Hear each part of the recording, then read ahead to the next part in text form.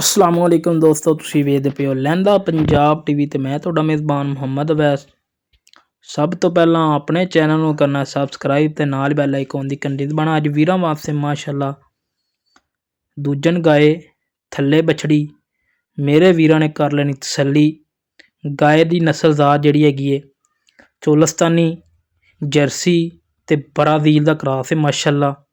Order ਵੇਖਣਾ ਥੱਬਿਆਂ ਦਾ। ਥੱਲੇ ਜਿਹੜੀ ਬਛੜੀ ਏ ਉਹਦੀ ਨਸਲ ਹੈਗੀ ਹੈ ਜਰਸੀ ਚੋਲਸਤਾਨੀ। ਥੋੜ੍ਹਾ ਜਿਹਾ ਟੱਚ ਹੈਗਾ ਫਰੀਜ਼ਨ ਦਾ। ਬਾਕੀ ਗਾਏ ਦਾ ਆਰਡਰ ਗਾਏ ਦੀ ਨਸਲਜ਼ਾਤ ਮੇਰੇ ਵੀਰਾਂ ਨੇ ਕਰ ਲੈਣੀ ਤਸੱਲੀ ਮਾਸ਼ਾਅੱਲਾ। ਗਿੱਠ ਗਿੱਠ ਦੀ ਵਿਰਲ ਤੇ ਆਪਣੀ ਆਪਣੀ ਲੋਕੇਸ਼ਨ ਤੇ ਥਣ ਲੱਗਿਆ ਹੋਇਆ ਔਰ ਮਾਸ਼ਾਅੱਲਾ ਫਾੜੀ ਵਾਲਾ ਹਵਾਨਾ ਹੈ ਥੱਬਿਆਂ ਦਾ ਜਿਹਨੂੰ ਕਿਹਾ ਜਾਂਦਾ।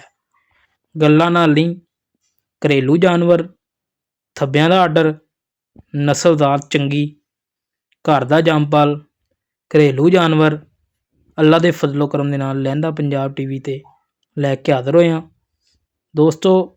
ਗਾਏ ਦਾ ਪੁੱਠਾ ਚੈੱਕ ਕਰਨਾ ਹੈ, ਆਰਡਰ ਚੈੱਕ ਕਰਨਾ ਮਾਸ਼ਾਅੱਲਾ।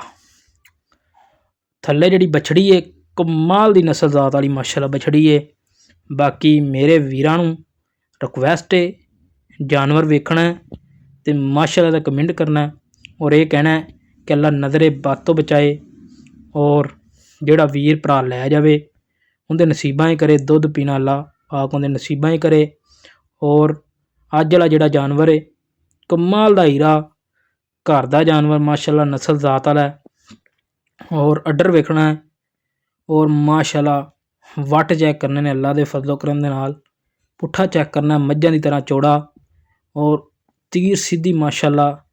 ਜਰਸੀਆਂ ਵਾਲਾ ਪ੍ਰਿੰਟ ਕਮਾਲ ਦਾ ਪ੍ਰਿੰਟ ਹੈ ਮਾਸ਼ਾਅੱਲਾ ਦੋਸਤਾਂ ਨੂੰ ਕਰਾਵਾਂਗੇ ਤਸੱਲੀ ਅੱਲਾ ਦੇ ਫਜ਼ਲੋ ਕਰਮ ਦੇ ਨਾਲ। ਲਹਿੰਦਾ ਪੰਜਾਬ ਟੀਵੀ ਤੇ ਹਮੇਸ਼ਾ ਤੋਂ ਜਿਹੜੀਆਂ ਤਸੱਲੀਆਂ ਕਰਵਾਈਆਂ ਜਾਂਦੀਆਂ ਨੇ। ਬਾਕੀ ਦੋਸਤੋ ਗਾਏ ਛੱਡ ਕੇ ਟੋਰ ਫੇਰ ਕੇ ਦੋਸਤਾਂ ਨੂੰ ਕਰਾਉਣੇ ਤਸੱਲੀ। ਲੋਕੇਸ਼ਨ ਜ਼ਿਲ੍ਹਾ ਪਾਕਪਤਨ, ਤਹਿਸੀਲ ਆਰਫ ਵਾਲਾ ਮਾਸ਼ਾਅੱਲਾ। ਟੋਰਾ ਫੇਰਾ ਨਵਾਬੀ ਔਰ ਕੋਈ ਸਰਨਵਾ ਨਹੀਂ, ਕੋਈ ਕਮੀ ਪੇਸ਼ੀ ਨਹੀਂ।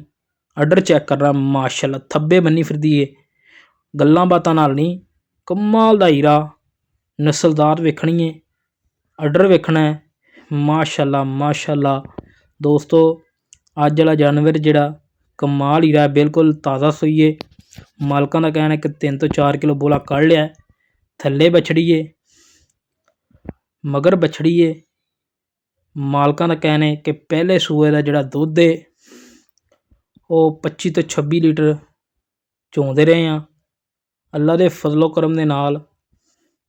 ਇਸ ਸੂਏ ਮਾਲਕਾਂ ਦਾ ਕਹਿਣਾ ਕਿ 30 ਤੋਂ 32 ਲੀਟਰ ਪਲੱਸ ਚਵਾ ਕੇ ਦੇਵਾਂਗੇ ਔਰ ਬਿਲਕੁਲ ਤਾਜ਼ਾ ਸੂਈ 3 ਤੋਂ 4 ਕਿਲੋ ਬੋਲਾ ਕੱਢ ਲਿਆ।